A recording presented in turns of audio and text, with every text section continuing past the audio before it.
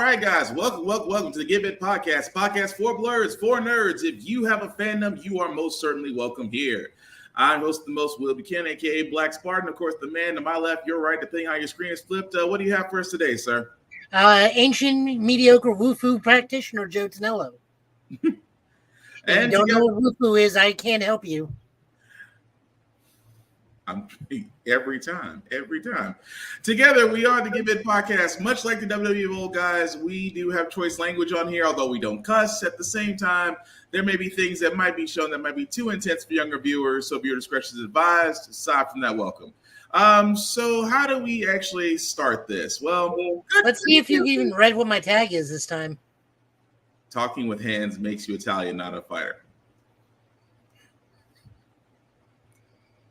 You know what? I know some people that might slightly disagree with that, but I'm not leaving that one alone. Look, it's even worse for me. I'm Japanese and Italian. Not only do I cannot talk with my hands. If I do, I have a chance of summoning giant robots, and the collateral damage just is terrible. These lasers. You just got it bad on both sides. You just got it bad on both sides. But we do actually have some good news to start with. Of course, with just to get this quick and out the way. Destiny did have an announcement this week that, of course, the late Lance Reddick did pass, who was the voice of Commander Zavala. Commander Zavala in Destiny now has a new voice actor, and it's actually Mr. Silverthroat himself, Keith David. That's not how we say his name. How do we say it? Keith motherfucking David. However you say it, Keith David will be the voice of the famous commander going forward. I have no issues with this. Is it going to be him or Dennis Haysbert? It was either going to be him or the Allstate guy. Either way, I'm not mad. I am actually loving this. The fact that Mr. David is saying, of course, he's paying respect to Lance Reddick, but also wanting to, as he says, quote unquote, I'm honored to continue the great work of Lance Reddick as Zavala. Lance captured the character's sense of integrity so wonderfully. It is my intention to continue that work. I honestly have no issue with this. As a Destiny fan, I'm actually looking forward to actually hearing the voice acting from Mr. David. Going into Bungie, considering the fact that we are not too far off from the next expansion. But so far, Lightfall's been great. I will say that from a point, I'm still doing Season of the Deep until it actually. I'm trying to beat the clock on that right now because that season's going to be wrapping up very soon. But hey, Keith David actually voices Zavala. I got no issues with. Joe, any thoughts on that? You were about to say gargoyles, weren't you? Close, very close, and I recovered greatly. He's about to go into this, yes. No, it's Keith Mother effing David. I guarantee you they brought two people, both of them in. It's like, all right, I want both of you to say, we live again. Whoever gets this gets the role. Keith David's like, stand back. You know what's so funny about that? What if they try to put that in the Guardians game somewhere? If he says, put it in DuckTales, why not? I'm not against it. I would just be, it would have that moment of just, this is that moment of childlike validation, like just to hear we live again. And on top of that, the best one was DuckTales, like, we live again. Yeah. I'm okay with that. But or you just start sprouting lines from season 5 of Community. I'm good with either. Either way, it's gonna be interesting. It's gonna be interesting once his voice actually started to be heard. But speaking of interesting, we do, like I said before, as the title of our 110th episode suggests, it is a trailer overload, which means we do have trailers, some from the EVO tournament that did happen because there were some reveals from there, and other games like this one. The trailer I'm about to play for this one. I didn't give Joe credit because I've never heard of this. Yeah. And now I have to go to PS4 and download WrestleQuest because it's interesting. So let's preface this a little bit, guys, is we're going to be short on movie and TV news because the actor strike is still going on. We're still supporting them. We are still within full solidarity of them. It's not that we cannot show trailers because as we are not being paid by studios or actors, or we can actively promote things, that's not making us a scab as we are not taking any financial support. It's just stuff is starting to dry up, and the next big things that are going to be coming out will not be till November. Oh, the desert is coming. We're about to enter the desert. Okay, see, now I didn't think. Now that means one of two things: we're either going to run out of stuff, or you're already sneakily promoting Dune. Yes. Which also is a slight news story. We won't put it up, but just putting it out there. Marvels will not be in the IMAX because Dune has a exclusivity to IMAX to run for multiple weeks on end, meaning the Marvels will only have a standard theatrical release as opposed to a full IMAX release. That's kind of a bummer. I would have loved to see that in the IMAX, but do what you can. I still think that might change, but the way the theaters are going, because like we said, the strike between the actors and writers, and now VFX artists are now unionizing to join up. So I'm happy for them as well. I mean, good. But, Marvel definitely needs to it's the Marvel VFX people, and they definitely need to unionize. Oh, fully agree. But yeah, the reason why I say desert is only because we will probably, we still will have video game news. We will actually have comic news, even more wrestling if wrestling does improve. I was kind of planning on talking about All In because All In is going to be happening very soon. And of course, the world of WWE, that's a hit or miss right now. What are you going to say, Joe? So you did not just see the news that Paul Levesque, Triple H, was removed from the board of directors via the merging of WWE with Endeavor. Oh, I did see that this morning, and I was like, yeah, when they did that, because if Vince McMahon is not anything, and not to go on a rant before I show WrestleQuest trailer, if anything, Vince McMahon is literally the ultimate heel of the wrestling business. Because how else do you get kicked out of your own company, weasel your way back in, sell it to another company, get rid of the board of directors that got you removed in the first place, including your own son-in-law, and reinstill yourself back as the head of creative? That's a better wrestling story than actual wrestling. He is the reason Eva Marie's back on television. So yeah. Okay, so also slight news with WrestleQuest. WrestleQuest was actually supposed to debut this week on Tuesday. But at the 11th hour, there was a game-breaking glitch that would randomly delete save files across all consoles that was just found. So it got pushed back 2 weeks. I'm okay with that because that means my next paycheck's going to WrestleQuest. But no, go ahead. That just kind of sucks. But guys, that is something that does happen actually quite often. And, it's an indie game. So stuff like that's going to happen. But, I still wholeheartedly say, put your fanny pack on, get your coffee creamers, go be ready to be Muchacho Man Santos and have some fun fighting 50 wrestlers. You'll understand why he said Muchacho Man Santos momentarily, but here's a trailer for WrestleQuest. Time. The world is ready to crown a new wrestling superstar. Professional Wrestling's Hall of Legends includes some of the greatest names in sports history. Ascending to their ranks is no small feat. But the dream of wrestling stardom is about to set two humble wrestlers on a collision course with destiny as they embark on their quest for wrestling immortality. Muchacho Man Randy Santos, the rookie phenom with a heart of gold. Brink Logan, Roger, the grizzled company man who's paid his dues and hungers for more. Two gladiators who won't let anything or anyone, I own you, stand in their way as they battle these sinister forces taking control of every wrestling match in every ring across the land. But the path to victory is not tread alone. These determined warriors must recruit dedicated companions who will help them rise to stardom. I am the best in what I do. You'll be saddle sore after this! Take a seat. The Brotherhood is cut loose! Each new party member brings their own unique set of skills and talents, so leadership is the key to victory.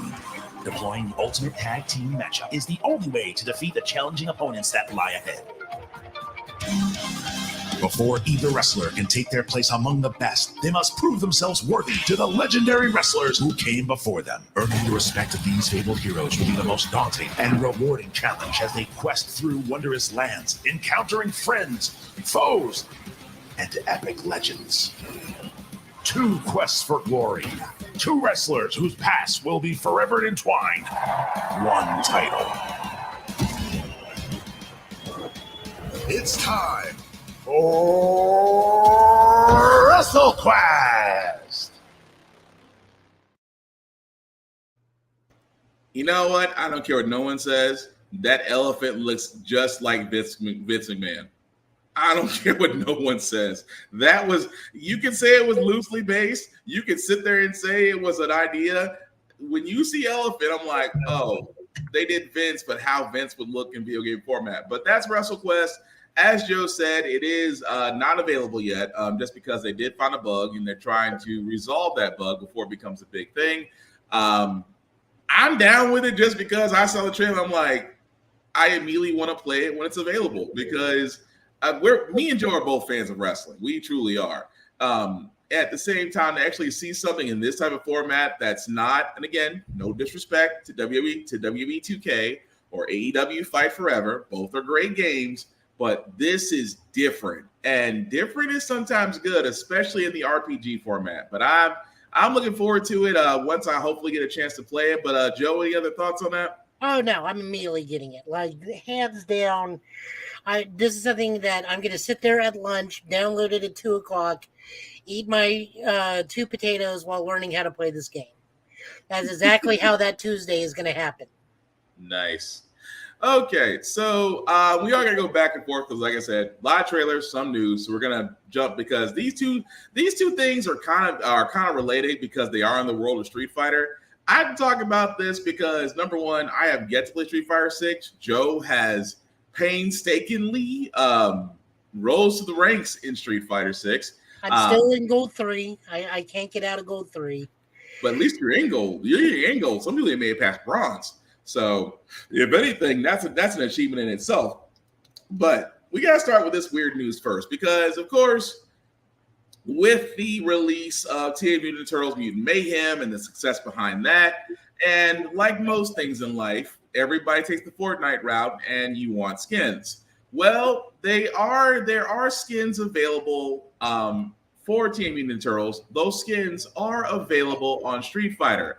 However, to understand the reason why this picture makes sense up here is because each of the skins for the turtles in Street Fighter are $15 a piece.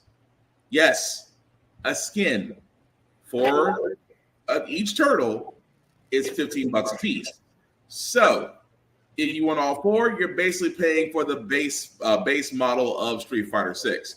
So because of this, some players like myself, because I don't believe in buying skins just because you don't own it, at the same time, because those type of games are sandbox open type games that you don't get to keep your content, they can pull it away from you and you'll be mad because you don't own it. But some players have decided to go into creating their own turtle skins, which is why you see the Donatello skin here, but you also see the how can I put this over so nicely? The Leonardo. Yeah, you know, the Leonardo from Wish that you can see there. Now, don't get me wrong. Like I said before, your money is your money. I'm not trying to tell anybody how to spend their money, but again, you would think, and I say, and I use Warzone, guys, as a warning because Warzone is getting shut down.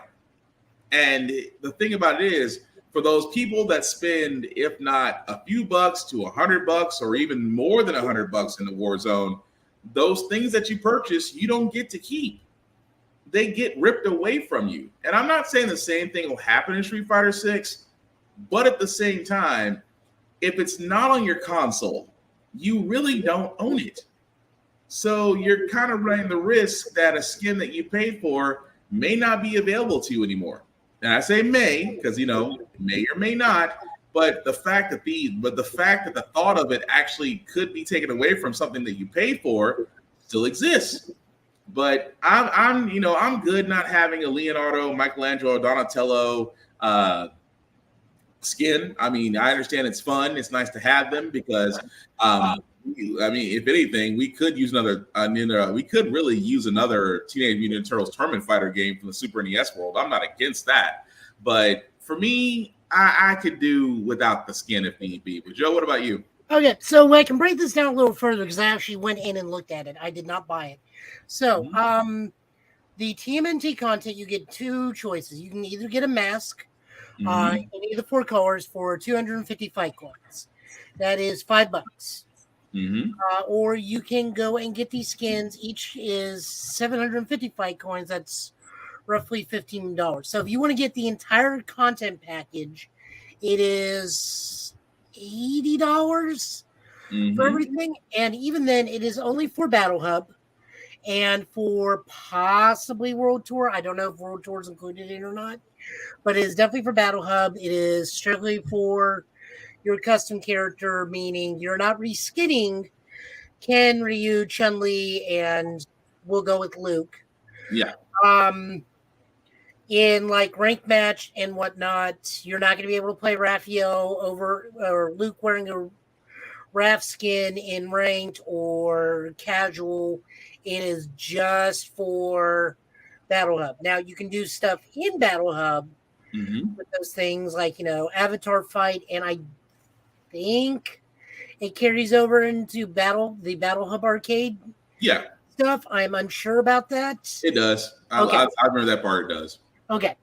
So you get that, but still, like, this is one of those things where you got to tell where us not buying it's going to tell Captain it's like maybe $10, $2 for a mask and $5 for a skin, or maybe even $5 for a mask and $10 for a skin is slightly more acceptable than $15. Especially considering it's purely cosmetic. It is not giving you the moves from tournament fighters. It is not giving you additional range. Like if you play as Donnie, you're not going to be using that bow staff to extend your hitbox of the thing, not unless you somehow slap that on a Dhalsim. And even then, I don't think it works like that. I'm about to say I don't know if the mechanics work like that. No, I mean if you do standing hard punch and he does his like yoga jab and the stick goes out, it's the same hitbox length. But like I said, I don't think we're going to that. I think it's like just certain characters are getting the skins, and even then, I think it's still basically Ken, Ryu, Luke, and I want to say Chun-Li, but I'm not sure on that. Well, someone did actually do Chun-Li in a Leonardo skin. It was so that's their Avatar stuff. That was kind of weird. In the like battle arena where it's the Avatar fights, and I can do Chun-Li's moves no problem. I have all my stuff set to like a combination of Ken, Manon, and Chun-Li, but that's just because of like versatility. My character was a kick base, but anyways, I digress. Not a great outing for Capcom. I mean, they're still hitting more home runs than they are foul balls. Yeah, but not everyone's going to be a home run. Yeah, not everything's going to be a home run. I mean, let's look at Exoprimal. Not saying that that's not doing poorly.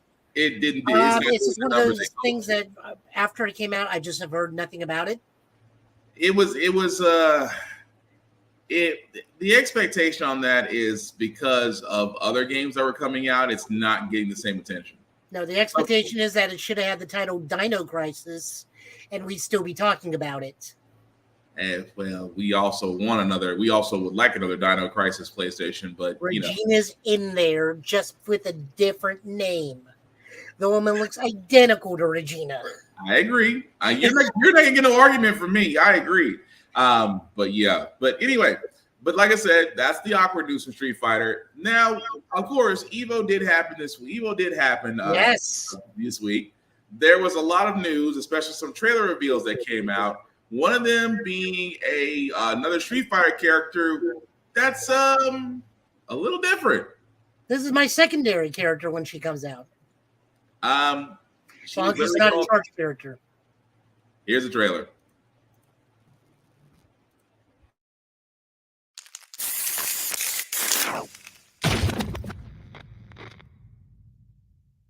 Which one of these was the herbal medicine again?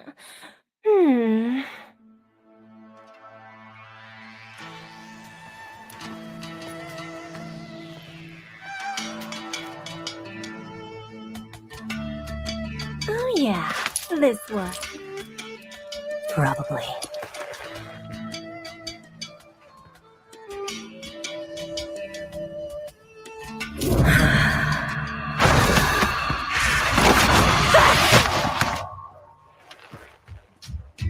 Now, here comes the airplane. Say, ah. No!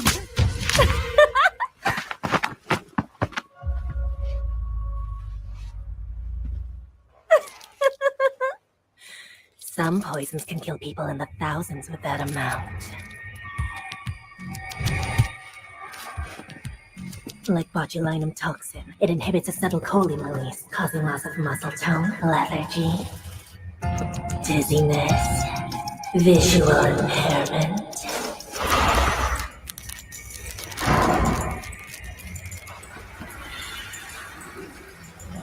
Heavy eyelids, intense thirst, loss of speech, vomiting, diarrhea, stomach distension, breathing difficulty, respiratory failure.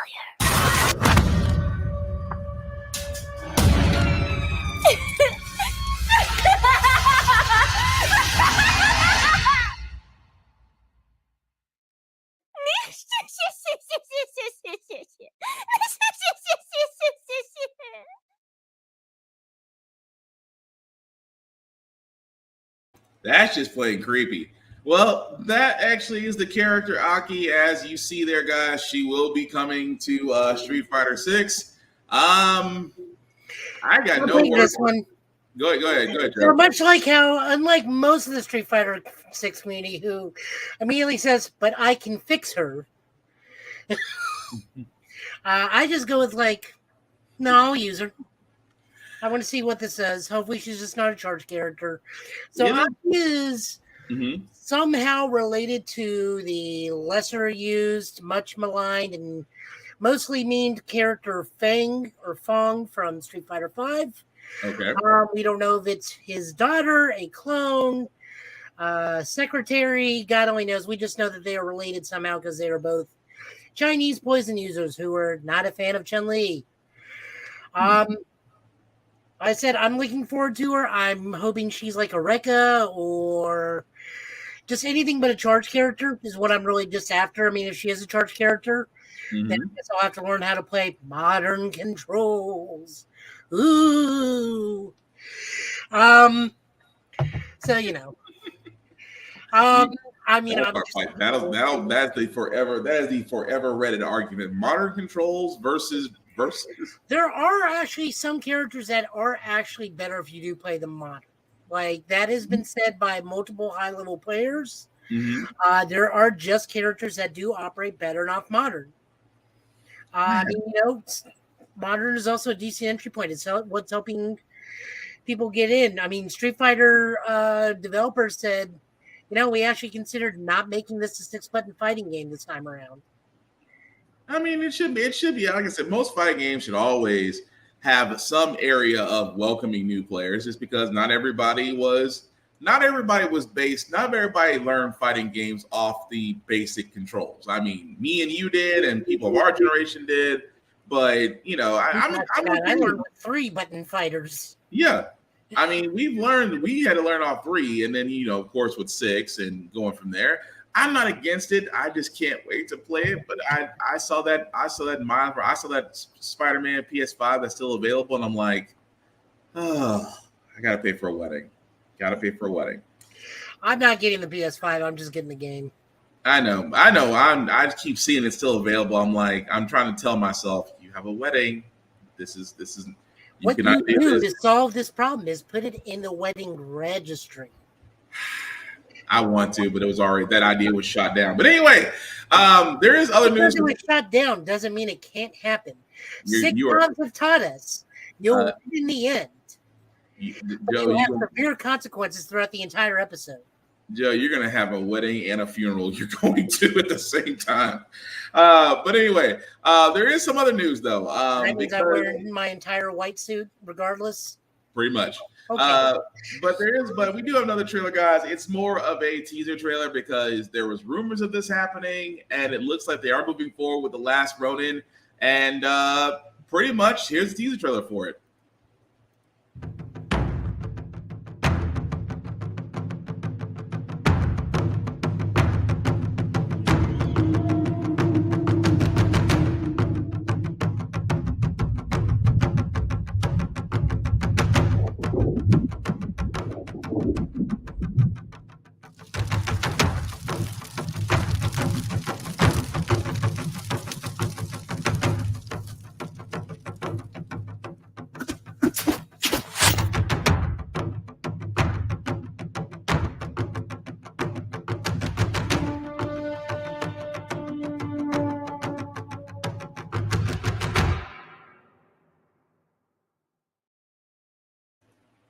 All I can sit there and say is I'm looking forward to seeing what they do with this. Of course, this is a screenshot they give, guys, of The Last Ronin. Of course, if you don't know the story, long story short, this was a story in which that one of the four brothers actually survived. It is on a quest for revenge. And I was surprised about who the brother that was still remaining alive, because he actually trained in the weapons of his fallen brothers. Of course, you can see there with the bow staff, the katana, and the sai. And I was like, that's good. It was an incredible comic book story, number one.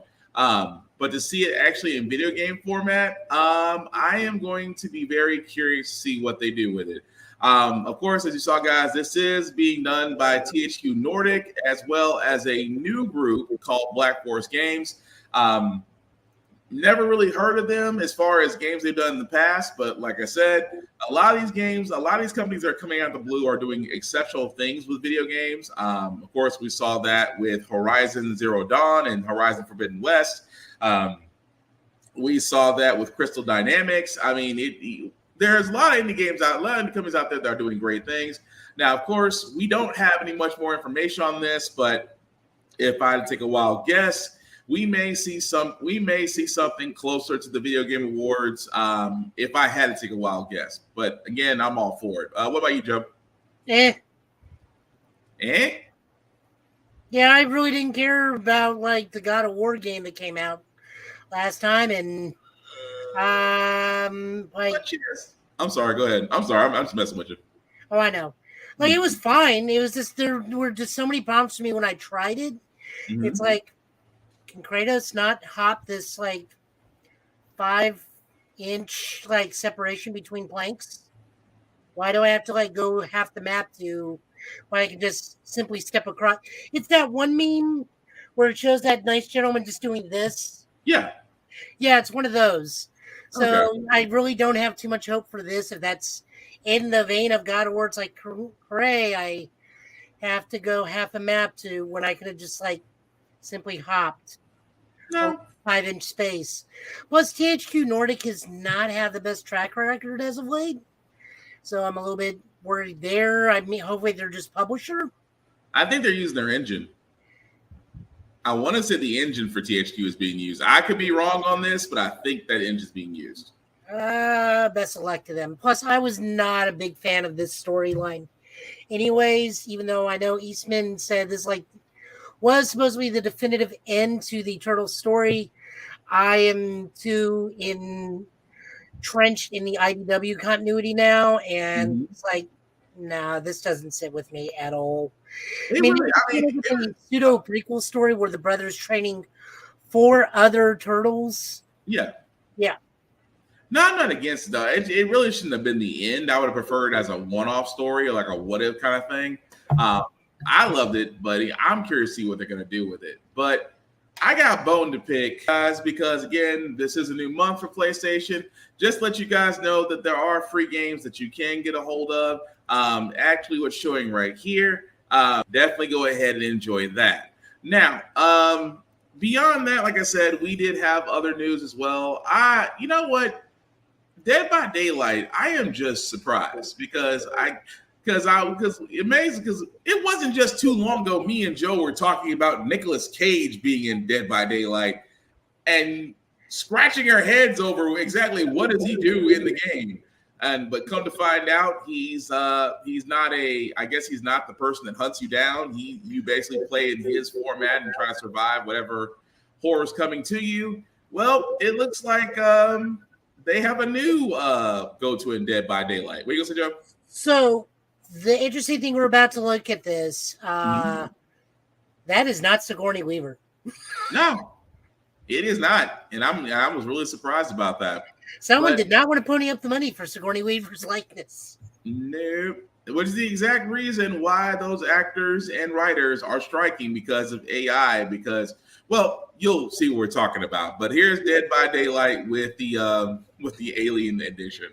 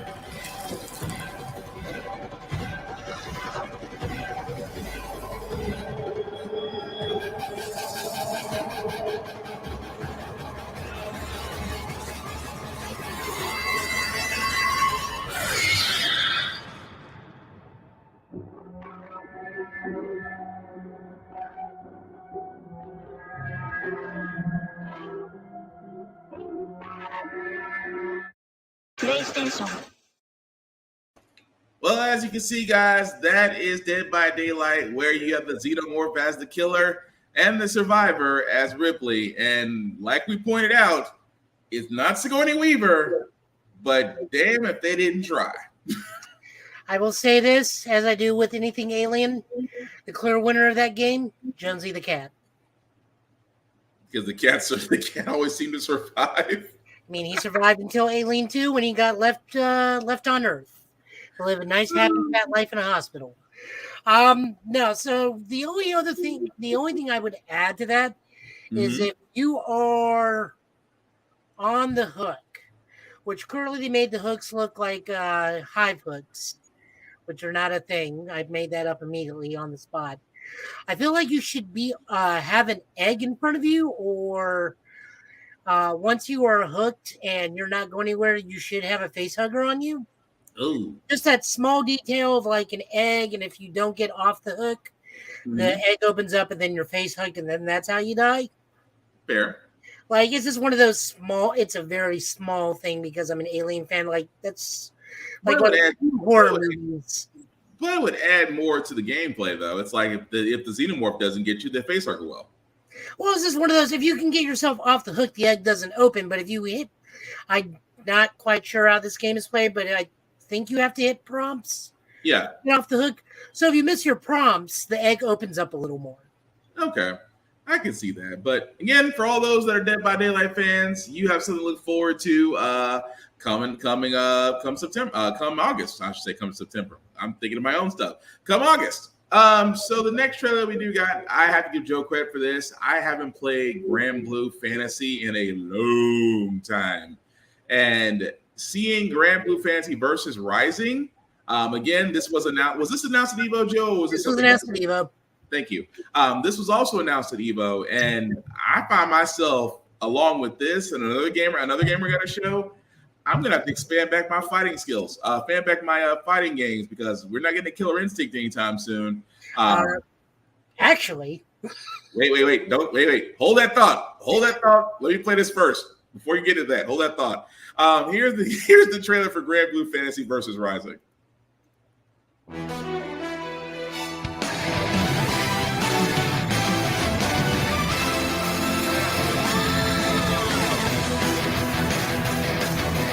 Boundless blue skies, stained red bright tragedy. Far across the horizon, destruction splits its wings, falling out on the light. Rising down, we spiraling to chaos, into a journey that we fall. Is this our destiny? But one day, when we set forth there, upon the summit of the beyond, we'll turn towards the skies and shout.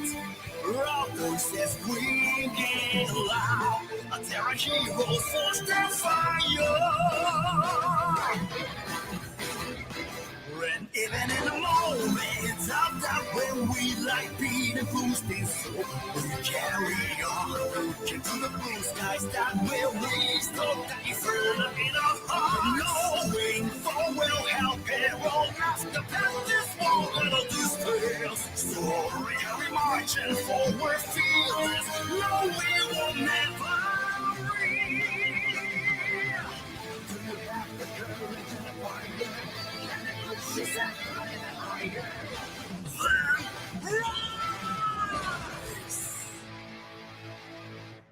Grand Blue Fantasy versus Rising.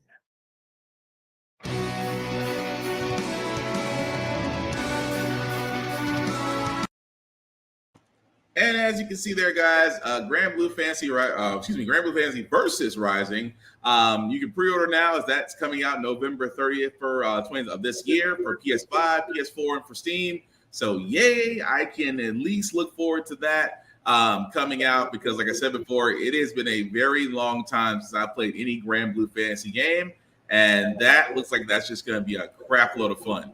But before Joe gets my hopes up, because I mentioned we may not get another Killer Instinct, but I think, Joe, you had some news about that? Yes, they are doing a 10th anniversary patch to the game. See, that's just a tease. That's a tease. No, that's showing that there's enough interest to where that a game that has been pretty much not touched for the last 10 years is getting a new balance patch. I mean, Microsoft is starting to notice, oh, wait, they want this. I mean, it's just up there with Gear 6. I mean, I don't mean to go on this rant with Microsoft. I really don't. But good Lord, Killer Instinct when it came out was great. I'm glad you revamped it. I am glad you gave us an updated fighting system. I am not complaining about that. But we were expecting another one.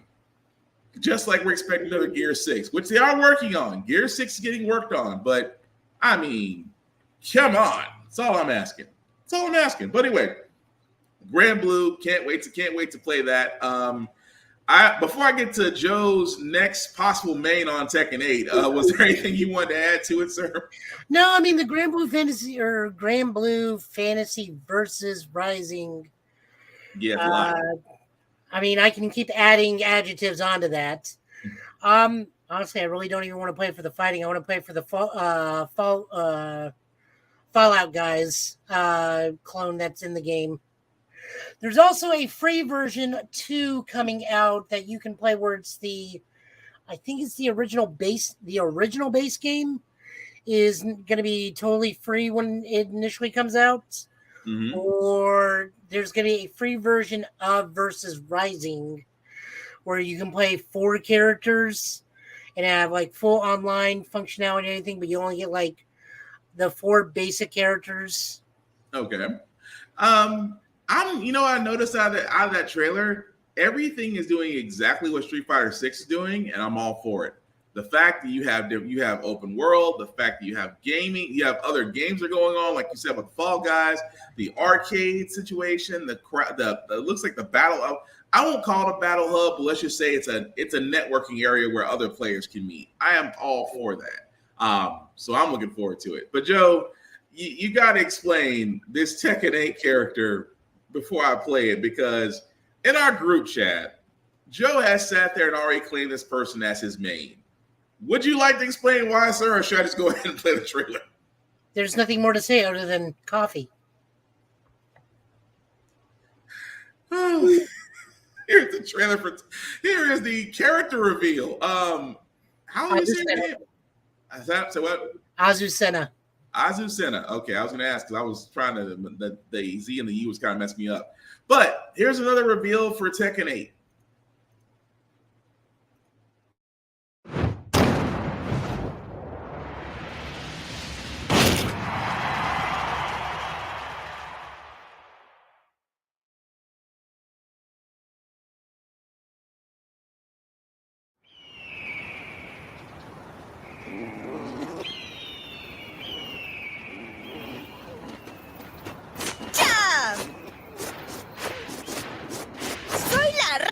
Café. Get ready for the next battle. Tekken 8. New Challenger. ¿Es hora de entrar? Aquí viene el espectáculo de Azucena. Azucena.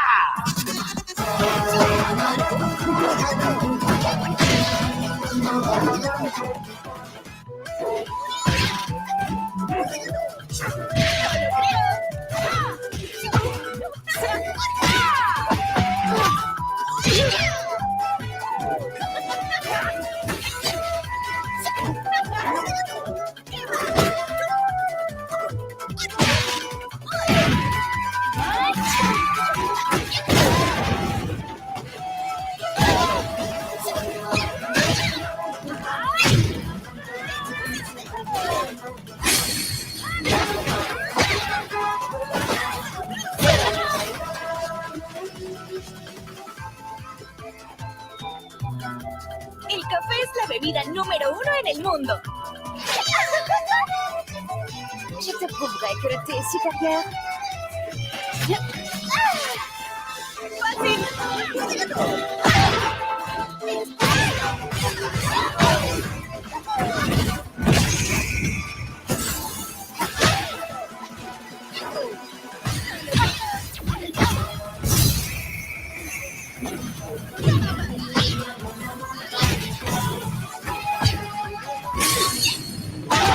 ¡Vamos a divertirnos!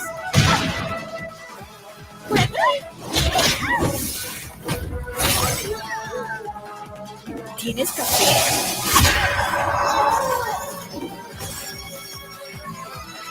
¡Necesitas más café!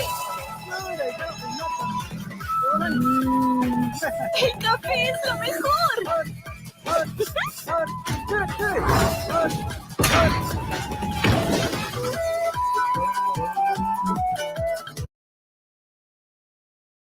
You know, Joe, I can see why you like this character. All I got to do is drink 100th cup of coffee, and I'll be untouchable. Well, I can already tell she's definitely gonna be a counterattacker. Yeah, she's a stance character, and her stance just lets you dodge everything. I mean, but I see why you have an affinity for this one, because she is definitely a fan of coffee. I will. Is it the fact that she's coffee, or is it just the fact that she's basically Laura in Tekken? Yes. Yes. Yes. But that's not the only character that did get revealed at Evo. This one, which is dang near so close to Shinobi, all you're missing is just the ninjutsu out of it all. No, we call him what he is. It's Wesley Snipes in the Naruto world. If Wesley Snipes was in Naruto, I mean, we all know he's from the Rain Village. That's fair. I'm not going to argue that. But here's the other character that was revealed on Tekken 8.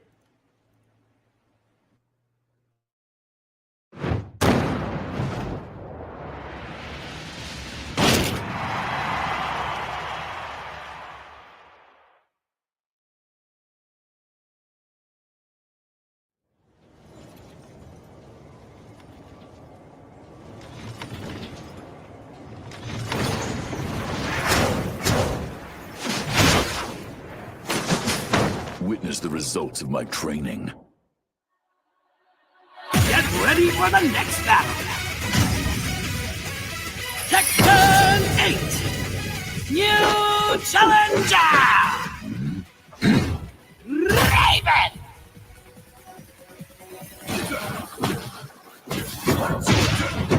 I saw that.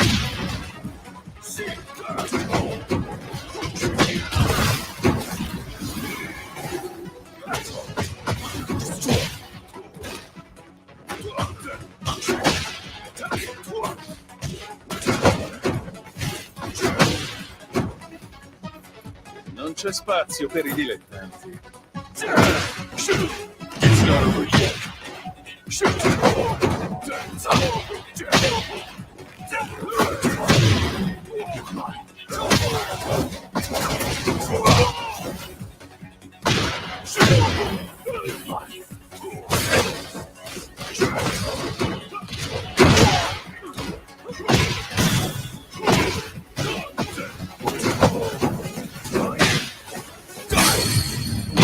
You won't see this coming.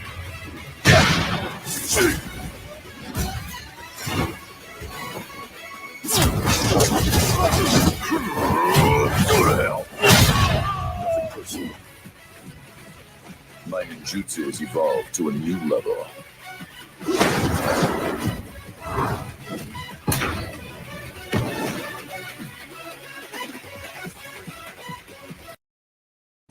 Okay.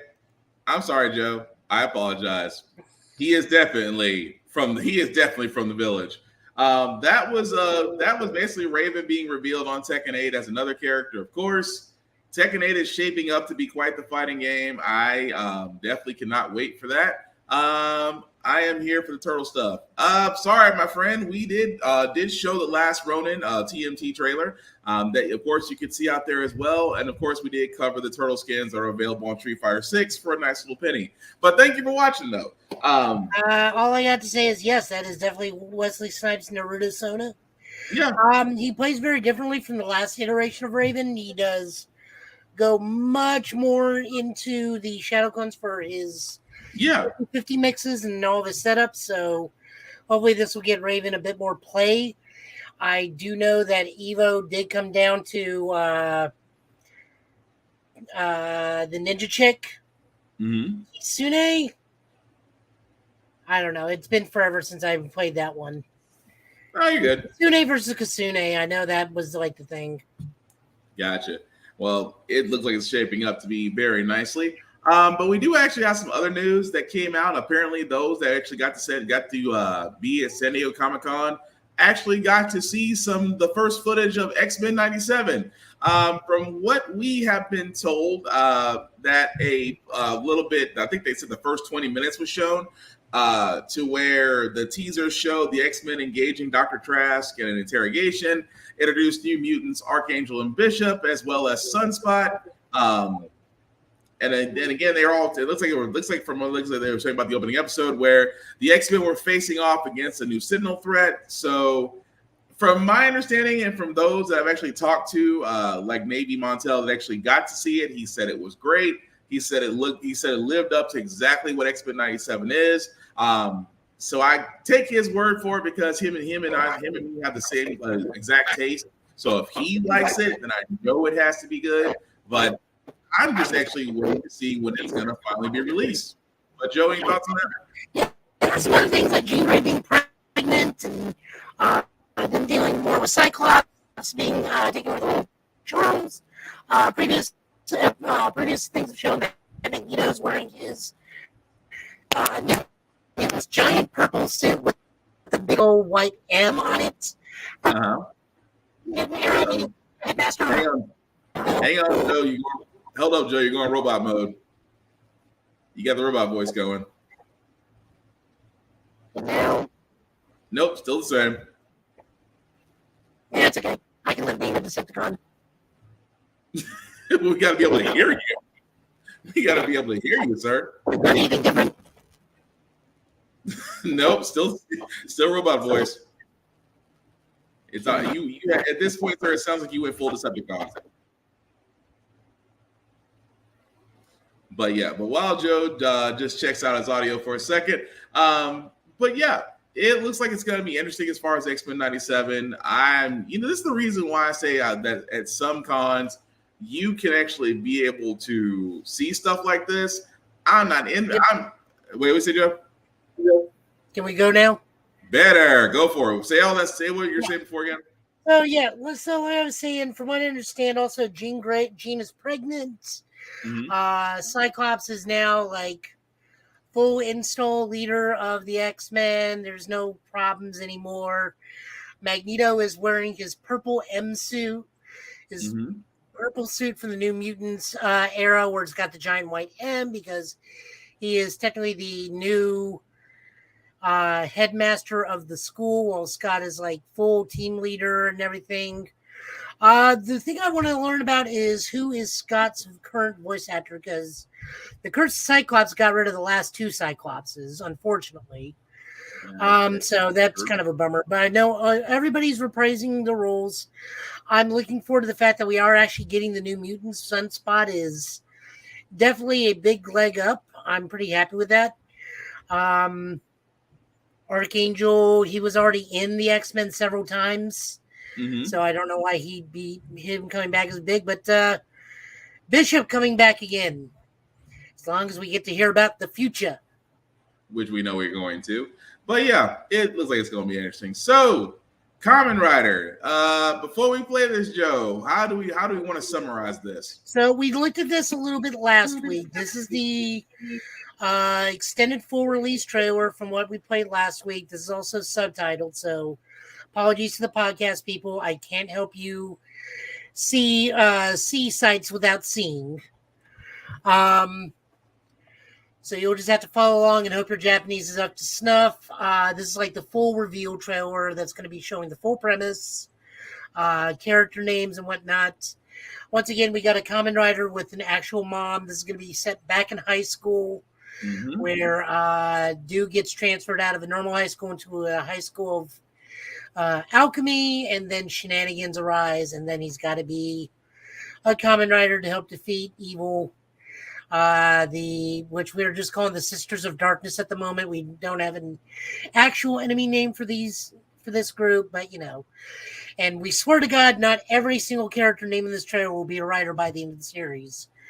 But more likely, every single person named in this trailer, with the exception of the mother, will be a writer by the end of the series. And here's the trailer.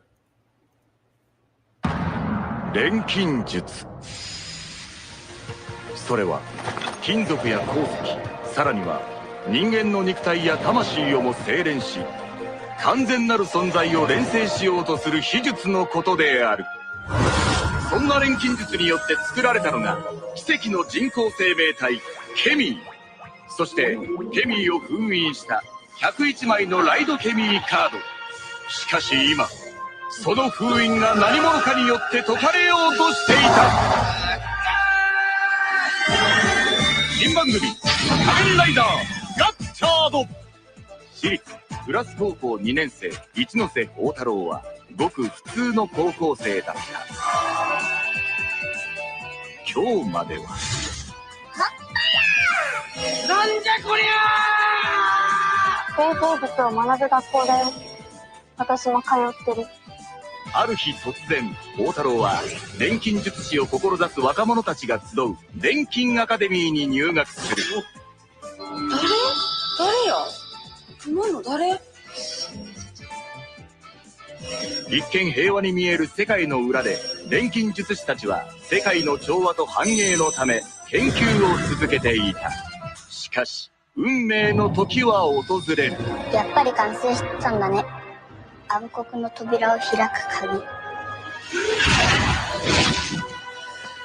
錬金術師の使命にかけて、ここは私が食い止める。それなら俺も戦うよ。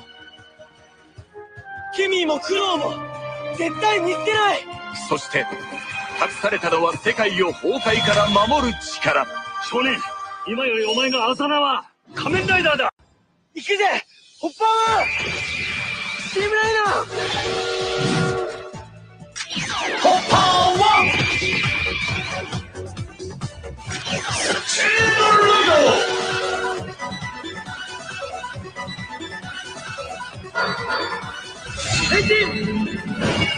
ガチャンコ。スチームホッパー。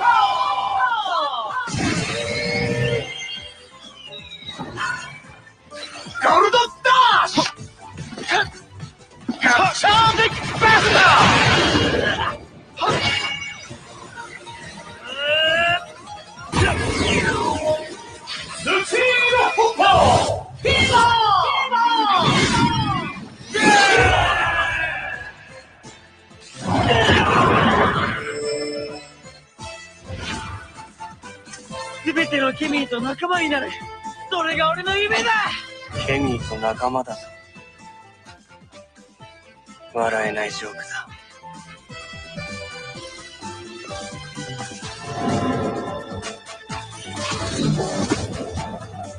今、未完成の少年が大いなる道を歩み始める。新番組「仮面ライダーガッチャード」9月3日日曜午前9時全国テレビ朝日系にてスタート。ガッチャ You know, Joe can call it because that was interesting. That's Kamen Rider Gotchar. And again, shout out to fan subs. Y'all people do not get enough credit for what y'all do, but thank you. So, a couple of things have already transpired since this thing. One, I've already bought the deluxe version of the belt, meaning I get the belt, 9 cards, and the arm wristband that lets me fold the thing. 2, a couple of people I know that live in Japan have entered a lottery and have actually already won the deluxe driver 2 weeks ahead of when the belt hits the public. So, congrats to them. 3, Japan is... Bandai is going really heavy into this trading card thing because they've already released 2 sets because the driver works off trading cards. Yeah. So we have the 00 set already sold out because they're going to have different rarities of all the cards that can be used for henshins. Like Hopper 1 has at least 3 different rarities and 3 different artworks. And Legacy Riders have their own specialty ones with different artwork and different rarities. Set 1 has also already been sold out. And if you hit up, and this is not sponsored, but we do want to try and give notice to any either Black-owned or POC businesses on this podcast that we can. So Toku Collectibles, which is where I bought my stuff from before. It's where I got my Kingo caliber right here. Got it from them. POC owned intermediary company. They do fantastic work. I managed to get the deluxe driver from them, but both card sets, if you buy a box, which is actually pretty reasonably priced for $55 a box, they're completely sold out of the boxes. Damn. So this is going to be trading card game annoyance for those of us. Even for me, I don't even want like the super special, super chocolatey fudged ultra rare version of Hopper 1. But you know, I just want to be able to match all the rider cards together. Oh, somebody's gonna want it. But no, it does look cool. Also, another game, like I said before, Evo news out the gate. Guilty Gear Strive, because I haven't played Guilty Gear since I don't think I've ever played Strive. Now I think about it. It was a lot of fun, but the thing I couldn't find, and I don't know if it's in this trailer or not, is they are receiving a massive overhaul of gameplay patches. So there's like 3 new moves across the board for characters in terms of like just general gameplay mechanics. There's like 3 new moves. So is it balancing or it's balancing and adding new things to help maintain balance and health. Okay. So like there's a white Roman, an offensive Roman, a defensive Roman, and one other type of maneuver that's getting added to the game. And then this new character, which a lot of people were actually kind of upset with. They did not want this dude. They wanted other people. So there was actually quite a bit of booing when this trailer debuted. Because they wanted Venom, and instead we got him. Okay, I gotta play it. I haven't seen this trailer yet, so this is gonna be interesting. Because the character's name is Johnny, so now I'm just curious to see why this person got booed. But anyway, have you not played? What Guilty Gears have you not played? Johnny's been in most of them. Johnny has, but I'm like, he's the one with like all the little girl female pirates. That's what I'm saying. It's like, why did he get booed? I thought he was a fan favorite. Well, let's just say the mindscape has changed since then. Here's the trailer. Ooh, you're pretty good. I'm just a little better. Just listen what's called is the word of the guy who was hated by the god of failure. Just lean. A happy ending happens when the handsome guy wins. The Joker's just a clown when you don't win. Gonna repay that with interest. Let's get one thing straight. I didn't beat you. You beat yourself. If you've got sour grapes, I'm all ears. Oh, you're taking the game. Yeah, I respect that. Let's make this snappy. You won't be a hero. Be the last man standing. That is bullshit blazing through my heart. I mean, okay. I mean, yeah, he's got a different look. Okay, so he's available August 24th as a DLC character. So correct me if I'm wrong, Joe, because I know it didn't have it in this. So you're saying during the Evo reveal, they booed him? They booed this? Yeah, they booed this because they wanted Venom. Ah. And the poker card made you think it was Venom because of the gambling. So everybody thought, next thing up, we're going to see a pool cue and then Venom and whatnot. And instead we got Johnny. And I also think just the idea of Johnny himself, of a dude running a pirate ship of nothing but young girls, just is like, probably not the best thing for this day and age anymore. People no longer appreciate the lolicon. That is true. I mean, it did have it. Say that's Johnny's whole personality and whatnot. I don't know. And when I played it, I played the girl that had the detective girl with the ghost dog. It was pretty much just like, what if Blue Mary hopped into Guilty Gear? That's who I use. Right. So, like, it wasn't for the fact that it was Johnny. It was more of a fact of it wasn't Venom. So it's just everybody was expecting one thing and got the other. Yeah. Okay. So the last trailer we do have, guys, from Evo. I did not have this on my bingo card. I really did not. The fact to hear the words Fatal Fury again, to me, was probably one of the more underrated fighting games. And the fact that we're getting another one, I'm all for it. Anything you want to say, Joe, before we play the trailer for it? This is how Joe and his sister learned to be competent and mildly competitive at fighting games. Because we played the crap out of Fatal Fury Wild Ambition to the point where Jane actually can use grappler characters very easily, and I can use pretty much anybody, but she can still hit a 360 and I can't. She's gonna hold it over your head, isn't she? Oh, I can do the Raging Storm anytime I want, so we're even. I can get around Crab Claw. She can get three. She can like roll people with Segumi Sendo. There's a reason that character hasn't been seen since. Wow. Oh Lord! Here's the trailer for Fatal Fury. Here's the trailer for Fatal Fury. City of the Wolves. City of the Wolves.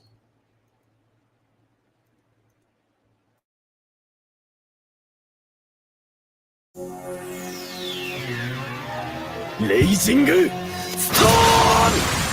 知らぬい究極奥義知らぬいユニークファイナルクルタイビンゴファイヤーほう超高戦ビーフォーヒブリッツゼーレパワーキャイター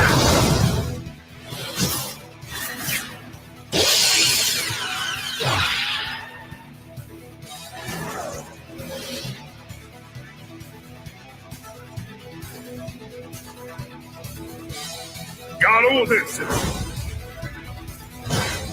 City of the River.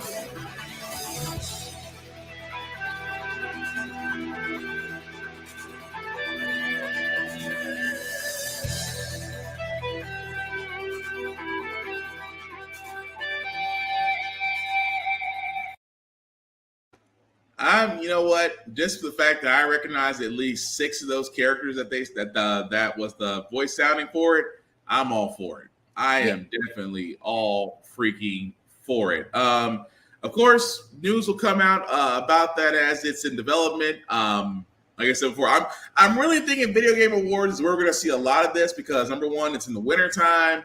It's right before the holiday season, so I'm just throwing out a guess. We might get more information on this because, let's be honest, that guy seems to get the scoop on a lot of things because he has a lot of friends in high places. So, yeah, if not, then Tokyo Game Show most definitely. Yeah. I mean, we already got character confirmations in this trailer, so we know not King. We know Terry and Rock most definitely. Mm-hmm. If you are up to date on who's who in this game and are good and have been playing this for a very long time, we get at least 10 confirmations. Mm-hmm. So we get mine Andy get to come back. No idea if Konohamaru gets to come back or not, which is Mai's little brother or an Andy's student. We do get to see older Mai and Andy, unknown if they are married by this point or not, but I would like to believe that Mai forced him into it finally after this long. I'm not wrong. You're not. It's just funny. We do have confirmation of Joe returning. We've already actually seen some of the artwork. Mm-hmm. Joe also staged, I believe that was also Billy shouting. I might be wrong on that. No, I guess the same thing too. Kushnada Butt from the Kyokugen Ryu. Or it could be Ryo as Mr. Karate. We're not sure, but more than likely Kushnada Butt. Mm-hmm. Another cosplay for you, by the way, because you got the hairstyle and the thing. You just need the orange gi and carry that dojo sign around. Possibly. You know how much I have my hair stick? Possibly also Sakura, or not Sakura, Yuri. An older Yuri. Mm-hmm. T-Zoc. For those of unaware, T-Zoc is also Dinosaur King. Mm-hmm. That's just it's the difference between Raiden and Big Bear. One's a heel persona. Well, let me rephrase that for those who don't know who that are. T-Zoc and Dinosaur King is the equivalent of Hulk Hogan and Hollywood Hulk Hogan. One's the heel persona, one's the face persona. Possibly, we don't know who is with him. Maybe Gato. Mm-hmm. Then the other one is obviously Terry and Kane. So right up there, we are missing some characters from the previous Mark of the Wolves. We don't have either the Kafon twins. We don't have the dude from the Akari Warrior, he was a police officer. They could come back as DLC characters. I'm thinking this is just the beginning of the roster confirmations. I'm just saying it's like we are missing some. We don't have someone like Bijane. Right. It's not here yet. That little girl who was like the spirit median, who was Gato's little sister. She was in the original game. Like I said. Yeah. I know. I can't think of her name. I know who you're talking about. Yeah, like I said, the Kafwan twins, K-Hoon and Jae-Hwan. They are not there, but I'm sure they will be later on down the road. Marco, who was a Southtown police officer, but dressed like he was one of the Akari Warriors. Mm-hmm. So, we are missing some of the core cast, but that's not to say that they are not in it. These are just the initial announcements. And for those with a trained SNK ear, this is pretty much just confirmation like, well, there are the first 10 fighters of this roster. Yeah. Graphically, I think it looks fantastic. We did get assurance. If you listen over to Maximilian, dude, he did get assurance from the SNK team that Rock doesn't suck in this game. That is actually a notable thing because for Mark of the Wolves, it was supposed to be about Rock. He was one of the worst characters in the game. Yeah. However, in KOF 14 and 15, he's outstanding. So we got assurances from SNK that the title character will not suck. We hope, otherwise it'll be another hype and rage episode. But with that being said, guys, like I said before, we did have other trailers that came out. MK1 is starting to shape up to be quite the story, as we were telling a retelling of the first Mortal Kombat tournament under Fire God Liu Kang. The next trailer we're about to show does show additional characters, as well as confirm some characters that we'll be seeing in the game. And of course, it's Mortal Kombat. I don't know why I have to warn people. You've seen Mortal Kombat trailers. You know what to expect. Yes, copious amounts of waffle making noises. Pretty much. So, the majority of the content, I will say before we jump into this, let us just put it the way we always do when stuff like this happens. The majority of the crowd went, "Oh no, he's hot." He's not kidding. Here's the trailer.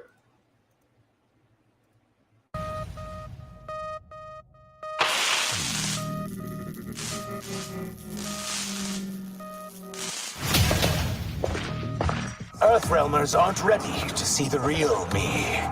So how does it work? You just shape-shift into anything you want? I can shift only between this and my natural form.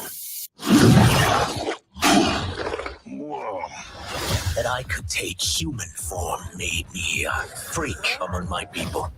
I was terrorized. Run out.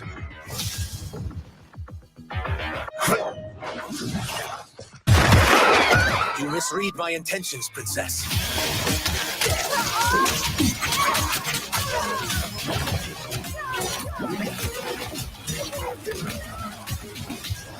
I am Ashra, demon of the Netherrealm. I appear nearly human because I've purged most evil from my soul. My sister demons were furious at my change of heart.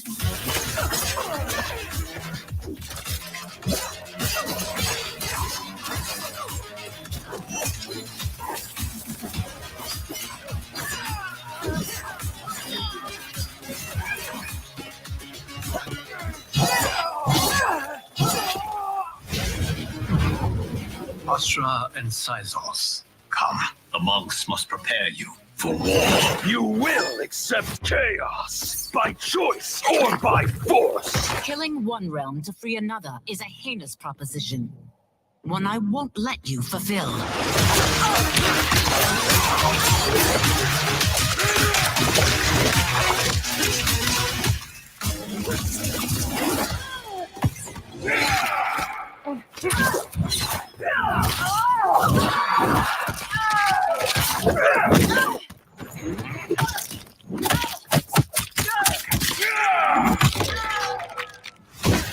They're out for you too, Sizos. To catch me, they must see me.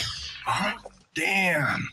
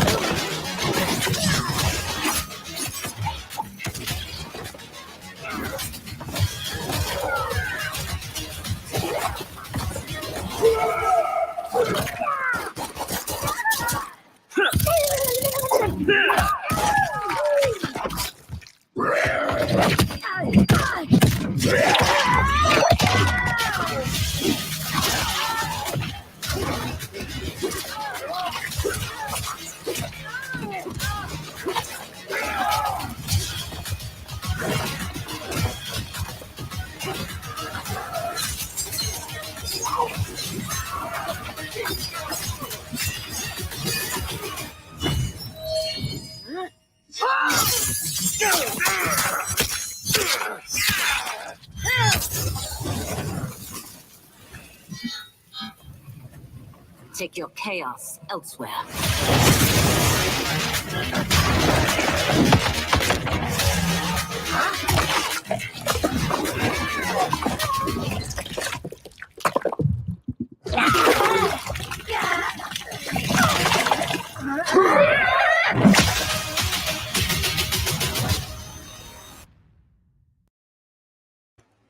I can see why. And again, I hate to say this aside from this, but I'm pretty sure I'm right. There's already a reptile daddy trend going on, isn't there? Yep. I figured as much. Oh no, he's hot.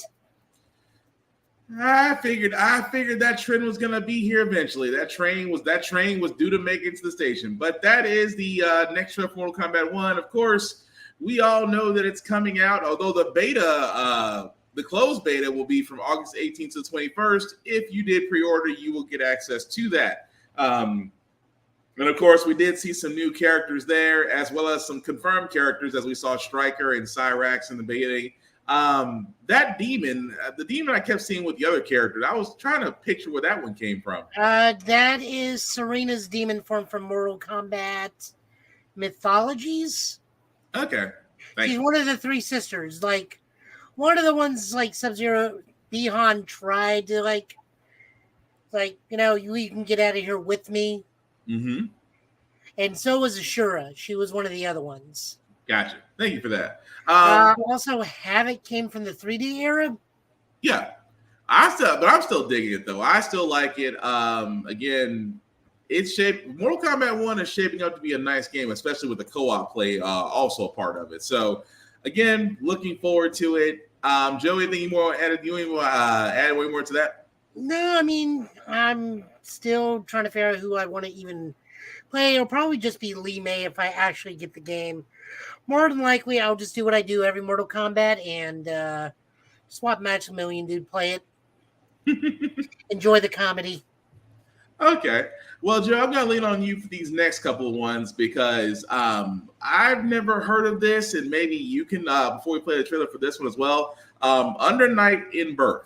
All I know is it's like a super hyper popular anime fighter where it brings out the most anime that ever animated to anime. That's a lot of anime. Well, let's see it. Let's give it a shot. Here's the trailer for Under Night in Birth.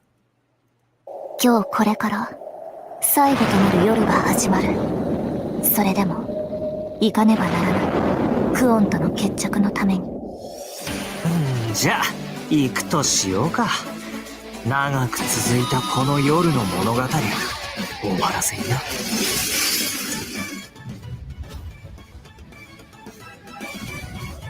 アンダーナイトインバース2。怖いのか？安心してくれ。俺は絶対に負けたりしねえよ。ようやくこの時が来た。正真正銘最後の夜がな。我が暴走のサビとなれ。今宵だけは私の答えのためにこの剣を振るいます。私はオートノミックナーブ、バティスタ、人ではないもの。俺は俺のなすべきことをなす。それだけだ。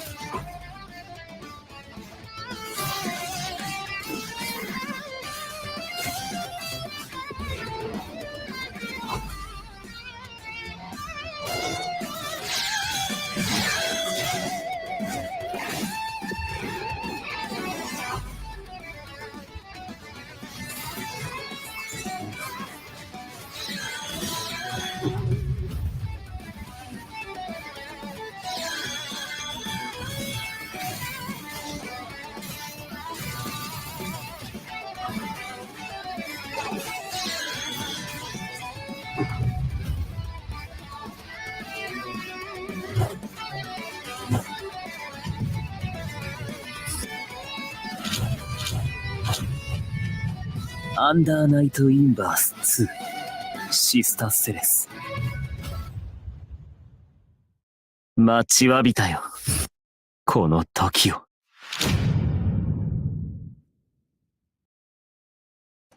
Okay, I got some research to do because I want to try this. That was Under Night in Birth, guys, as you can see, coming out in 2024 for PS5, PS4, Switch, and Steam.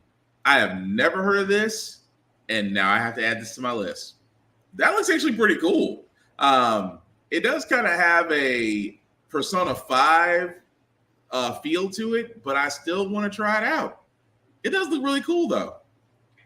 I haven't seen a video anime fighter this anime since Evil Zone. Huh. At least then I got to play as Danziger. I have never heard of this, and I now have to go do research on this. That actually looks pretty cool. But I'll definitely have to look into that because I need to get more games for my Switch because we won't get another Metroid Prime game anytime soon. Nintendo. You got Super Mario RPG coming. Yeah. And Mario on Acid, which apparently is just kicking the shit out of the QA testers, apparently. Is it bad that I love Mario, don't get me wrong, but it's like other games I wish Nintendo would push forward, they don't. It's like, yes, I'm happy with Tears of the Kingdom. Do not get me wrong. Happy with Breath of the Wild. Happy with Tears of the Kingdom. If I didn't see a Zelda game for another 4 or 5 years, I'm cool. You gave me 2 beautiful Zelda games, and plus I sell the Nintendo channel for the rest of them. I'm not complaining about that. But come on, you can give us another Metroid game. You can give us I'll even take another Super Ghouls and Ghosts. I'll take that. But it's just for some odd reason, Nintendo, and I'm not knocking Mario. Every Mario game has been great. But we don't need another Mario game. Just like Mario Kart 8 is going to be the pinnacle of what you can do. I don't see a Mario Kart 9 or 10 or ever coming out, because after 8, that's pretty much it. Just like you won't see another Super Smash Brothers. Look what they did with Ultimate. On top of that, Yuji Sakurai just had an interview like a week or so ago going, I'm not doing it anymore. Quit asking. Yeah, it's like you can't. I mean, don't get me wrong. Super Smash Bros. Ultimate, it is wonderful. It is great. You're not. It's you know what it is? It's like if Hideo Kojima came back and said, how do I top the Phantom Pain? I know how he tops the Phantom Pain. That's very easy. How so? By finishing the Phantom Pain.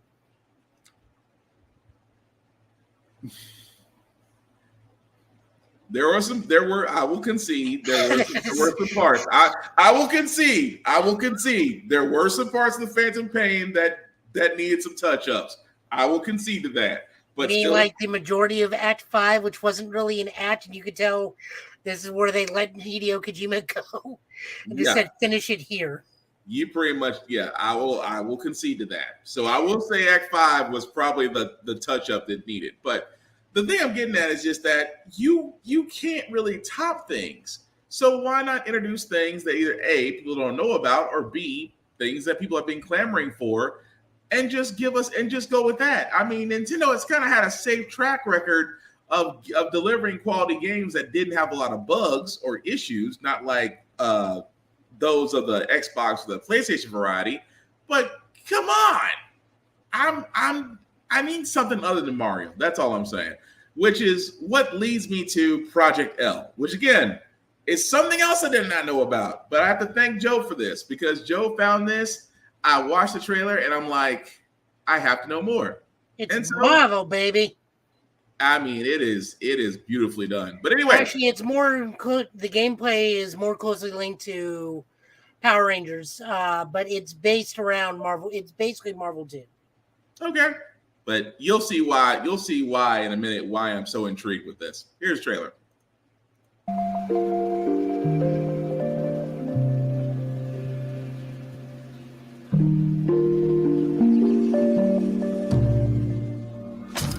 Go with the wind.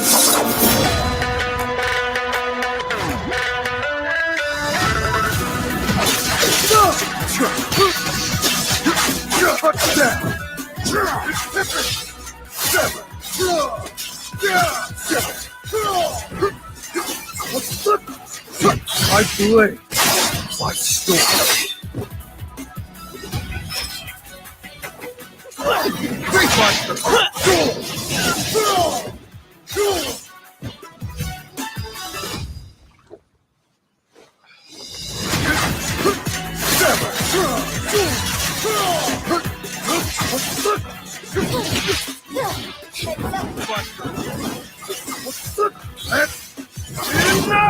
Take the wind. You feel it's fight.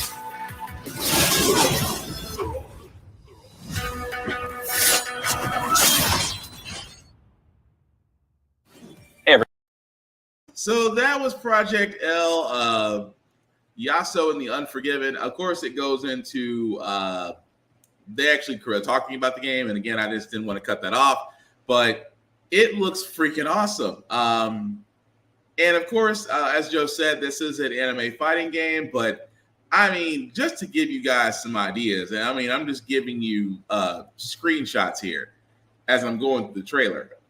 That is nice. Yeah, this is the fighter coming out of Riot Studios. This is the League of Legends fighter. Oh, so this is cool. So again, I haven't heard of this. Now I'm intrigued. And at the same time, I'm amazed. Number one, how fluid it is, and I mean, it's crisp. The background, the character, the definitions of it all. I'm like, okay, I have to give this a shot. If anything for Yasuo, because he reminds me of what's his face from Samurai Showdown, and I'm not complaining about it. But Joe, any thoughts on this? I mean, I don't have too much, if any, experience with League of Legends. I'm aware there's a very popular or was popular series on Netflix I need to get around to watching. I think the only character I know about it is V or Vi, or she was a officer with giant mech gauntlets. That's about as much as I know, and I hope she's in the game. Other than that, I mean, I'll give it a shot as I do almost all fighting games. Yeah, I mean, it looks really, really good. Yeah, this just looks to me like Marvel or Power Rangers Battle of the Grid. Yeah, I actually had to write that one down and keep that one in my notes for later for games. This once I get past this wedding, there's so many things I want to get. So many things I want to get past this wedding. But anyway, the last show that I do have, guys, is basically called how can I call it? The Hidden Treasure of Area Zero. So, Joe, any background as we play this trailer? No. Okay, so I haven't seen this trailer, so this is gonna be interesting. So, with that the Pokemon stuff. Oh, okay, go for it. That's what you're talking about. The hidden, yes. So Tuesday we had a Pokemon Direct. We got announced 3 anime series. 2 of them were web series. One's actually about the Pokemon trading card game. In fact, the first episode dropped today. It's called Path to Bake, where it's a kid getting into the Pokemon trading card game and her journey from literally day one to regional champion. That's going on. There's another one called there's another Pokemon anime coming out where it's going to be focusing directly on Paldea, which is the Scarlet and Violet area. That's going to be over on the internet as well. Pokemon Horizons, which is the anime without Ash, is getting US release soon. They did an update on Detective Pikachu where he drinks more coffee and still talks like, I don't know, pick a random TV detective. I was going to say, because every time I just hear Ryan Reynolds. I can't really put it past anybody but him. Yeah, I know. Even though it's not him, it sounds like I said, old television detectives. Just don't pick Angela Lansbury. Then we got updates on Pokemon Go. Scarlet and Violet Pokemon are entering. Pokemon Cafe, Pokemon Sleep, and then what we're about to look at is the DLC. First, the DLC trailers for Pokemon Scarlet and Violet. The first one is going to be in a pseudo-Japanese festival area. Okay. And the second one's going to be at a aquatic-based school. Okay, cool. Well, let's check the trailer out. This is the Hidden Treasure of Area Zero.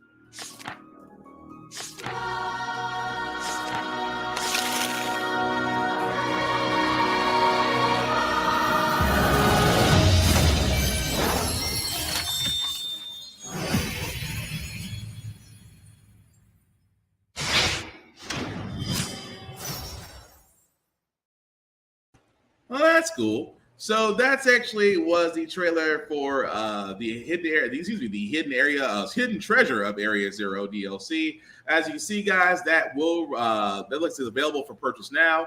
Of course, you see part 1, the Teal Mask, which will come out Wednesday, September 13th, and part 2, the Indigo Disc, which will be planned for a winter release later on this year. That looks pretty cool, even though I haven't played Pokemon. Oh, good Lord. I haven't played Pokemon for a very long time, but I know my son completely adores it. He actually has Pokemon Scarlet, but he definitely loves it, and I can see why. It definitely is the gift that keeps on giving. But any thoughts on that, Joe?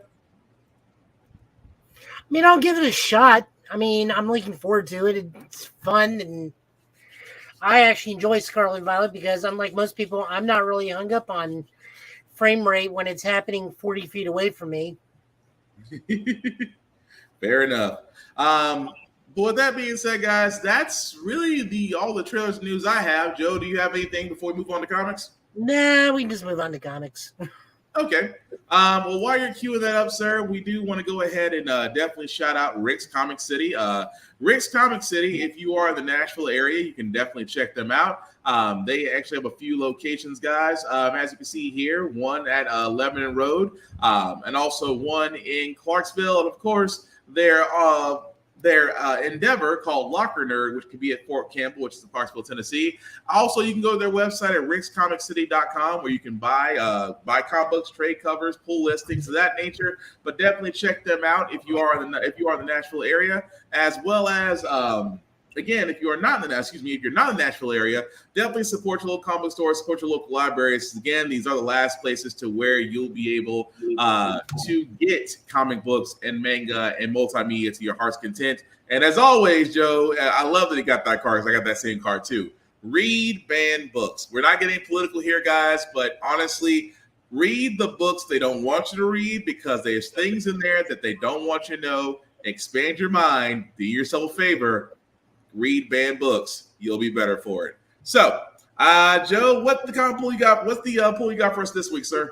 All right, we're starting off with Superman Annual. This is kind of a stopgap. This is going to be setting up the next bit of storylines for Superman, because Night Terrors is still running over the entire line. But we're letting everyone know, this book is letting everyone know what's going in the world proper. Pretty much just Superman is fighting Toyman, Lois, who is still editor-in-chief, is pretty much sent out the entirety of the news staff, which we get a rundown of who's who and who does what. Everyone kind of just gives Lois their ideas, and Lois like, my God, you people are reporters. Everybody go do something different so you all get better experience of doing things. Except you, Jimmy, you do your normal thing. So everybody just goes out and does some stuff. We learn Jimmy and Lisa Lombard, who is the sister of Steve Lombard, go to Supercorps, and we learned that Parasite is on a work release program inside Supercorps. That was still funny. Yeah, and they find a offshoot parasite that actually escaped the vaccine, but becomes pretty much Parasite's new puppy. That was funny. He's like, "Can I keep considered?" While Mercy tries to prove that she has a heart, yes, you can keep the dog. I just love the fact he came out of nowhere and said, "Boss, that ain't me." He said, "Paying a parasite." He comes out of nowhere. That is not me. I mean, the book just kind of ends nicely where Clark is like, Lois like, yeah, don't worry about it, sweetie. You can do that because it's a fun thing about news. Tomorrow's brings something. We also learned that apparently Perry White's been on the take from Lex Luthor since Jump Street. Oh yeah, and Dr. Farm and his brother somehow trapped Lobo. Somehow. Yeah. They really didn't explain that part. How did you get the infamous bounty hunter, and then at the end of it all, he still believes that his city is lost, but yet Brainiac has it. Yes. Brainiac still has the last city of Sarkeesian. Yeah, close enough. Which they are still at an eternal war down there still. Yeah. But Lobo thinks he's the last son of the Sarkeesians. That is just not the case anymore. So, oh boy. That's going to be it. That does set up for an interesting story, considering the fact that he thinks he's the last one. Brainiac is somewhere sitting in the shadows, and yeah, like you said, the connection between Perry White and Lex Luthor, like the fact that now Mayor Perry White, and it's like, what was his connection with Luthor? He buried every story. That is setting up for quite a different, and I like that. It sets up for a different story in Superman, so I definitely dig that. Also, Lois has hired Livewire to be a gossip columnist on the Daily Planet, which I find hilarious. It's one of those, like, everybody tries to, like, reform the supervillains because now Silver Banshee is dating Jimmy. Livewire works for the Daily Planet. Parasite works for Supercorps. Well, she did take out Red Cloud. True. She did take out Red Cloud, so I mean, that does offer something. But I mean, if anything, like, at least Rudy and Rudy is Parasite, by the way, guys. Yeah. Go on Superman the Animated Series. It makes it a bit more clear. Rudy and Silver Banshee, at the very least, are victim of circumstances. Livewire knows what she's doing half the time. Oh, yeah. She knew exactly. I just love the whole, if she is not, this take on Livewire is not a social media influencer with powers, that's what I love about her. She's like, like, share and subscribe. So that was it. Again, good issue. This is just setting up the next arc for Superman once Nightmares ends. Speaking of Night Terrors, we're going to look at Night Terrors number 3. Superman. It was written by Josh Williamson with art by Muhammad Assar, Edwin Gallman, Caitlin Yarsky, Max Rayner, and Jack Harbert, with coloring by Dave McCraig, Edwin Gallman, and Alex. Can't see that. Gumieras. We'll go with that. We'll go with that. So that also, I do not like this new art style, Jimmy, with the goofy, like, full pompadour. It's a little weird. You know what? I really thought that was Urameshi from Yu Yu Hakusho for a second. It was like, I think it's like somebody was. You mean Kuwabara? Yeah, Kuwabara. I'm not Urameshi. Kuwabara. Sorry, I got the wrong character with the pompadour. I apologize, but yeah, there you go. I thought it was Kuwabara. I was like, somebody's a fan. There's a smidge. Next up, Night Terrors. This is written by Josh Williamson with art by Giuseppe Kamenkali, Stefano Nisi, and Caspar Wingard. Colors by Frank Martin and Caspar Wingard. The long and short of this one, they find the Dreamstone finally in like the last place you would think to look. Meanwhile, Sandman is taking on a nightmarish version of, I want to say, the Justice League, but I could be wrong. Yeah. Or just nightmare creatures in general. Yeah. With Brandon Bostwick still inhabiting Batman, but now has having found the Nightmare Stone within Deadman's own nightmare. See, that's the part that bothers. I mean, aside from that, and Damian showing up and immediately knowing that his dad's body was possessed by Deadman. Now that one actually makes sense because the last time Bruce and Damian were together, Bruce was possessed by the demon from the Lazarus planet. Yeah. So at least Damian knows, like, oh yeah, Dad's possessed again. Crap. Yeah, I'll give him that. But, the whole, because again, we were trying to figure out where Dr. Destiny had sat there and told Insomnia, it's like the Nightmare Stone is not in the hero's dreams. But at the same time, you find it in Deadman, where it's like, oh, you have to sacrifice. The whole idea of getting the Nightmare Stone is you have to sacrifice something. Yep. So what did Deadman actually sacrifice to get the Nightmare Stone? That's the question. Because, you see, it goes back to the circus. It goes back to where everybody thinks the fall that killed him. No one saw the bullet. So as he's digging into his body, it's like, what did he give up to get the Nightmare Stone? That's gonna be an interesting question in the next issue. That's all I'm getting at. Oh no, you make an excellent point. Like, they don't really spell it out, and the bad part is the Night Terror line doesn't really help you out because it's not really saying you need to read at least this issue or this tie-in to understand what's going on. Like, obviously the Batman tie-in was like directly related. And I will say this as someone that has read the Night Terrors from all the other ones, it does not help you. No, at all. Like I said, with the exception of maybe Batman, there's nothing really holding this together. Now I will say this: Poison Ivy, excellent read. I love how they did that, and Joker, again, also excellent. Just pointing those out. Yep. Green Lantern, not so much. They kind of. It's just Hal's like, oh no, my nightmare is I'm Parallax and I have to fight him. This is like the third iteration of Parallax that's become separate from Hal that I can think of. Is it just me or was it lazy writing for that? It is, and like Sinestro's nightmare was far more entertaining and more thought-provoking than Hal just like, oh no, I'm Parallax again. Yeah. Flash just was like, you wrote this specifically because the Flash movie was out, didn't you? I'm glad I'm not the only one that thought that.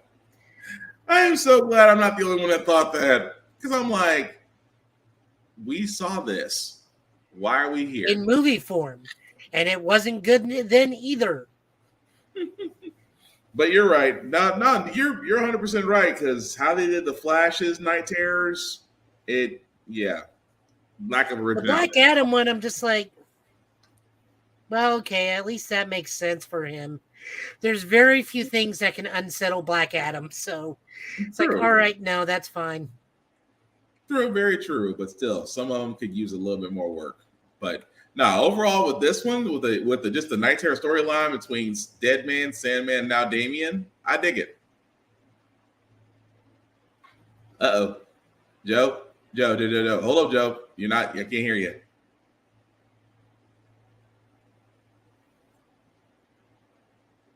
Let's see, because you're still showing mute.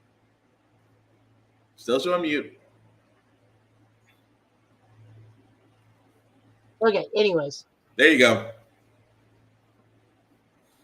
I think my computer's front USB ports are starting to go out. That sucks. But no, we can hear you now. So what are you saying? So no, like I'm just saying, it's like the main line itself is fine. It's just that these tie-ins just don't lend anything to the main line, which I think is the biggest problem with this. Mm-hmm. No, I mean, fair point. I mean, you would think the whole idea of each of these night terrors would lead to something, but to say that the Nightmare Stone has already been found without nothing leading to it from previous issues of different aspects of dreams, yeah, it just, excuse me, it just didn't really, it didn't really connect the way it should have. That's, I guess, the best way I could put that. So next up is World's Finest Teen Titans. This is a fun issue, mostly because Bumblebee gets to meet Mal, and they're like immediately hit it off. And Donna has like zero chill in this one, to the point where Mal and Bumblebee just like, she is thirsty, and Mal's just like, no, she is parched. And then Donna accidentally just like outs that Bumblebee's a superhero to Mal, and she's like, yeah, I don't care. Oh yeah, that was interesting. I'm sorry, go ahead. It's just Donna's like, oh my god, I didn't mean to, and like Bumblebee just looking at us like, yeah, I don't care. It's fine. He can know. It was, yeah. She just sat there and said, you know what? I don't care that he knows. He's just cute. He's cute. I mean, they are the premier married couple of DC for several different reasons. True. Even though we don't really get to like see them as much as we used to, but like when they are together, they are a very prominent couple in both the books and other media. Very true. As for everybody else, we don't get to see a whole lot of Wally. Donna just like is one of those things like everyone's like, it is fantastic that you are into everything, but you need to settle the crap down. It's like, turn it down a few notches. And also, your boyfriend, are you sure he's into everything you are? Are you absolutely sure he's into everything you are? Because Garth looks like... Garth looks tired. Garth looks tired, and not to make a pun because of who he is, but Garth looks like a fish out of water on some of these dates. Oh, yeah. My favorite is the movie of like, oh God, so bright. It was, I mean, he looked like he was just done. At the same time, it's funny how Donna just seems to want to take in everything, and it's like, which kind of does set up for the other end of the story. Yes. So the other end of the book is they have a Titans lore where they have to go to a house, and it is a girl with meta powers who's projecting her own fears to the others, forcing them to face their own fears. This is nothing new. This is actually, she is honestly has straight up Danny Moonstar's powers. It's just, she's a meta, so she doesn't know how to control it. We actually had a very interesting discussion today about that over in Urban Anime Lounge, because we were looking at Spider-Man, Ultimate Spider-Man, just like telling and cursing out the Ultimate X-Men, and everybody's like, nope, he wasn't being racist, and he doesn't hate mutants. The Ultimate X-Men just screwed with him really badly, and he wanted to let them know. Yeah. And then we've gotten to a discussion like, if they were called anything but mutants, do you think they'd have more respect? It's like, well, I mean, honestly, DC just uses the word meta as a catch-all, and no one bats an eye. Pretty much. But it's also, you also got to think about it. If DC, not a lot of people are just born with their powers. A lot of almost, and I'm just tossing a random number out there, but I would say 70% of the DC universe has had their powers given to them. Yeah. Rather than being born with them, because, like, technically, like, the closest thing to a mutant, I guess you can get is anybody from Atlantis. Because they were Atlantean, but even then they were called Atlanteans, like how Clark is called a Kryptonian. No one's actually born with a power in the DC universe. Yeah, fair assessment. So, like, we were discussing, like, if Marvel used a different term other than mutant, would they not be hated as much? Like, possibly? Yeah. I mean, we had the word enhanced for 10 years, so... I mean, even that garners not as much hate as the word mutant, but then again, we're just now getting used to saying the word mutant in the MCU, so who's that saying could go differently? But anyways, no, good issue. Next issue looks to be even more hilarious because they end with everybody getting invited to Titans Con. Yeah. Which I love that everybody's like, fantastic, except for Robin, who's like, what the hell? Pretty much. Robin was like, I'm sorry, Bat Narc. Pretty much. That was interesting. So this is written by Mark Waid with art by Manuela Lapacino, with Jordi Belair doing colors. Yay, Jordi Belair doing more work.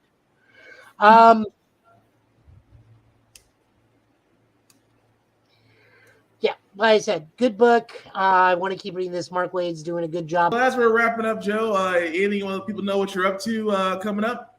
At some point I'll hop back on Street Fighter. I'm just taking a small break right now. Kind of burned myself out after getting to Gold Rank 3 and just floating around nebulously between Gold Rank 2, Gold Rank 3, and Gold Rank 4. I just always come back to Gold Rank 3 because I just get a series of good matches and I get a series of bad matches, and then I climb out of the 2 spot, go back to the 3 spot, like, well, I'm good for the night. All right. Yep, I will be putting the podcasts out this week. Just had a lot going on with everybody in the family being sick and whatnot, so I haven't been able to do that. But we are on Spotify, Stitcher for however much longer that thing's on, Google Podcasts, and Amazon Music. In one other place, I promise we're on one other place, just not Apple, because I'm not paying $15 just to upload a file every week. Also, we are available on Opulence Radio and Always Record TV as well.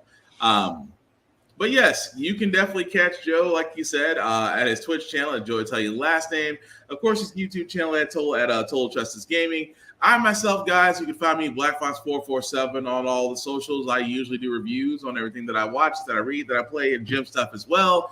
Again, the link at the bottom, it makes that a little bit bigger for everybody to see. If you copy and paste that link into your browser, we'll take you to the link tree that has the YouTube and the YouTube and Facebook groups for all of the podcasts. How the Frick Got Here, Get Bit, and of course, Offense Podcast. Definitely like, share, and subscribe. Let us know what you think of everything, of all the trailers that we went over, the news that we got from Evo 3 and things of that nature. We still want to know yours. We still want to know your opinions. Again, there are no wrong answers.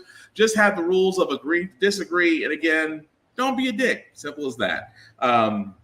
Aside from that, guys, we will be back here next Friday, same Get Bit time, same Get Bit channel. Of course, this is con season, as Black Label Con is happening this weekend. So again, the con rules that I love to go over, because again, these is things that people need to know. Rule number 1, respect all the cosplayers at all times. Treat them the same way you want to be treated. It takes a lot of bravery for someone to put on their fandom, to go out there in a room full of strangers and not be treated anything except like a decent person.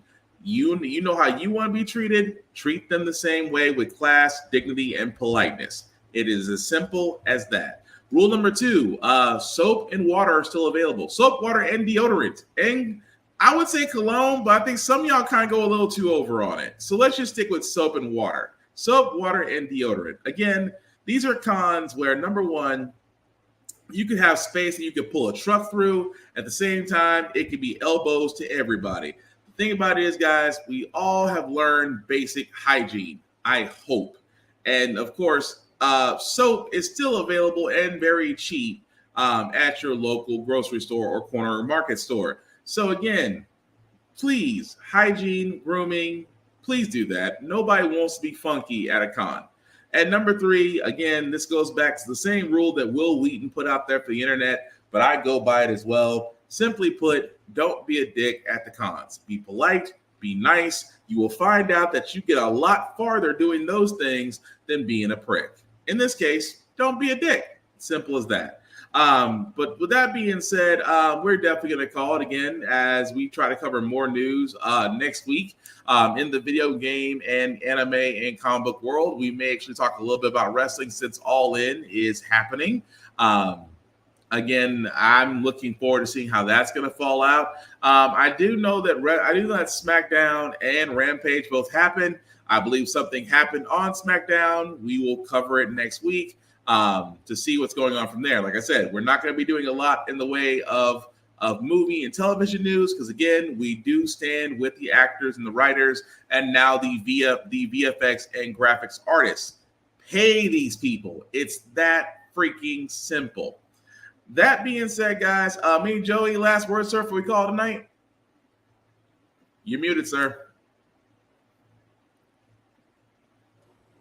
No, I'm pretty tired. I'm good.